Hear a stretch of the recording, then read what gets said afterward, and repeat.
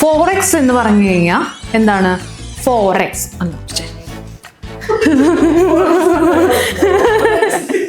അയ്യോ. Hello future traders, നമുക്ക് ഫോറെക്സിന്റെ basic class series start ചെയ്താലോ? അതിനു മുന്നേ ഞാൻ ആദ്യം എന്നെ ഇൻട്രൊഡ്യൂസ് ചെയ്യാം. എൻ്റെ പേര് അഞ്ജലി. ഞാൻ ഗ്രോത്തെക്സ് ട്രേഡിംഗ് ലാബില് മെന്ററായിട്ട് വർക്ക് ചെയ്യണം. ട്രേഡിംഗ് ചെയ്യാൻ ആഗ്രഹിക്കുന്നവരാണോ നിങ്ങളൊരു സെക്കൻഡറി ഇൻകത്തെ പറ്റിയിട്ട് ആലോചിക്കുന്ന ഒരു ടൈം ആയിരിക്കും അല്ലേ? ഇപ്പൊ ഈ ഒരു സാഹചര്യം എന്നല്ല, നമ്മളെപ്പോഴും നമ്മളൊരു പെർമനന്റ് ആയിട്ടുള്ള ഇൻകത്തിന് പുറമെ ഒരു സെക്കൻഡറി ഇൻകം എന്ന് ചിന്തിക്കുന്നവരായിരിക്കും നമ്മളെല്ലാവരും.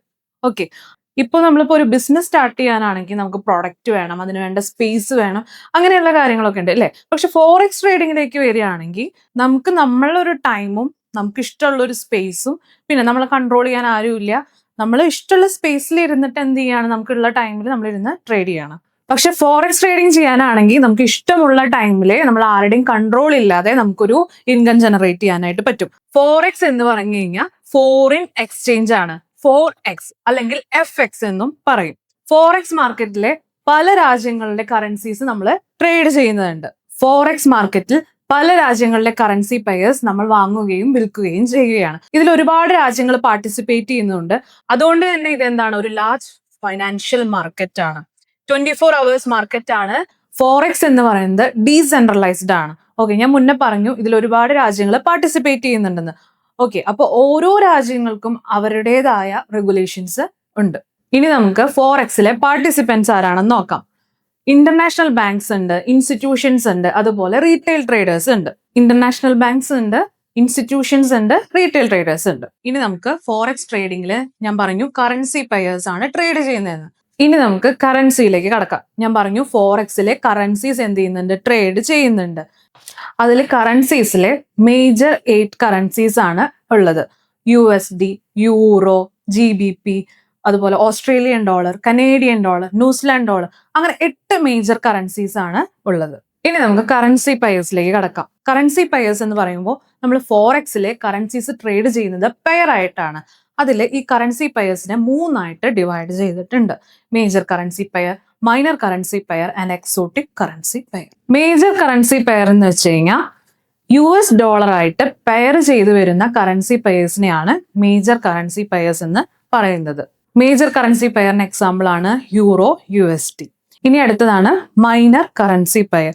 US ഡോളർ അല്ലാതെ മറ്റു കറൻസിയായി പെയർ ചെയ്ത് വരുന്ന കറൻസി പെയർസിനെയാണ് മൈനർ കറൻസി പെയർസ് എന്ന് പറയുന്നത്. ഇപ്പോ GBP, JPY, ഓക്കെ, അതൊക്കെയാണ് മൈനർ കറൻസി പെയർസിന് എക്സാമ്പിൾ.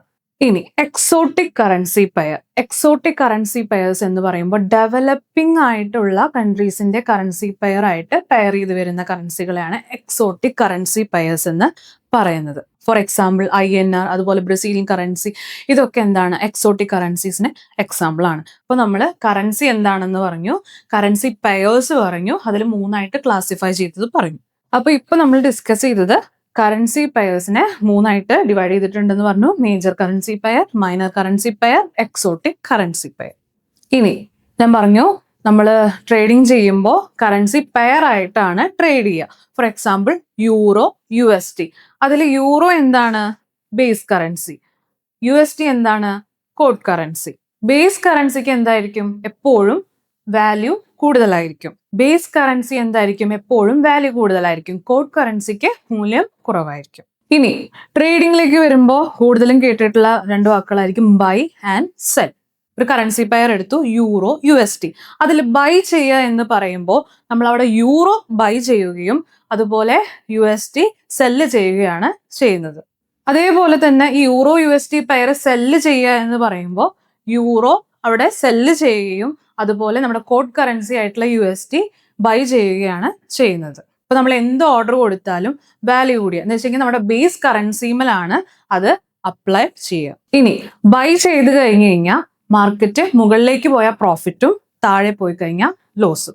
അതുപോലെ സെല്ല് ചെയ്യുകയാണെങ്കിൽ മാർക്കറ്റ് താഴെ പോയ പ്രോഫിറ്റും മുകളിൽ പോയി കഴിഞ്ഞാൽ ലോസും. ഇനി നമുക്ക് ടൈപ്പ് ഓഫ് ട്രേഡേഴ്സ്. ട്രേഡിംഗ് തന്നെ പല രീതിയിൽ ചെയ്യുന്നവരുണ്ട്. ഇപ്പൊ സ്കാൽപ്പിംഗ് ചെയ്യുന്നവരുണ്ട്, സ്വിംഗ് ട്രേഡിംഗ് ചെയ്യുന്നവരുണ്ട്, ഡേ ട്രേഡ് ചെയ്യുന്നവരുണ്ട്, പൊസിഷൻ ട്രേഡേഴ്സും ഉണ്ട്. സ്കാൽപ്പിംഗ് എന്ന് വെച്ച് കഴിഞ്ഞാൽ ഇപ്പൊ നമ്മളൊരു ട്രേഡ് എടുത്തു, അത് കുറച്ച് സമയത്തിനുള്ളിൽ ക്ലോസ് ചെയ്യുന്നവരെയാണ് സ്കാൽപ്പേഴ്സ് എന്ന് പറയുന്നത്. ഡേ ട്രേഡിംഗ് ആണെങ്കിലോ നമ്മളൊരു ട്രേഡ് എടുത്തു, അത് ഒരു ദിവസത്തിനുള്ളിൽ തന്നെ ക്ലോസ് ചെയ്യുകയാണെങ്കിൽ അതിനെ ഡേ ട്രേഡേഴ്സ് എന്ന് പറയും. ഇനി അടുത്തതാണ് സ്വിംഗ് ട്രേഡിംഗ്. സ്വിംഗ് ട്രേഡിംഗ് എന്ന് പറയുമ്പോൾ ഒരു ദിവസമോ അത് ഒരാഴ്ചയ്ക്കുള്ളിൽ ക്ലോസ് ചെയ്യുന്നതിനെയാണ് സ്വിംഗ് ട്രേഡേഴ്സ് എന്ന് പറയുന്നത്. അടുത്തതാണ് പൊസിഷൻ ട്രേഡേഴ്സ്. പൊസിഷൻ ട്രേഡേഴ്സ് എന്ന് വെച്ച് കഴിഞ്ഞാൽ എന്താണ്? അവർ ലോങ് ടേം ട്രേഡേഴ്സ് ആയിരിക്കും. അവർ ചിലപ്പോൾ മാസങ്ങളോ അല്ലെങ്കിൽ വർഷങ്ങളോ ട്രേഡ് എടുത്ത് ക്ലോസ് ചെയ്യുന്നവരെയാണ് പൊസിഷൻ ട്രേഡേഴ്സ് എന്ന് പറയുന്നത്. അപ്പൊ ഞാൻ പറഞ്ഞു 4 ടൈപ്പ് ഓഫ് ട്രേഡേഴ്സ് ആണ് ഇപ്പൊ ഞാൻ ഇന്ന് ഡിസ്കസ് ചെയ്തത്. ഏതൊക്കെയാണ്? സ്കാൽപ്പേഴ്സ്, അതുപോലെ day traders, position traders and swing traders.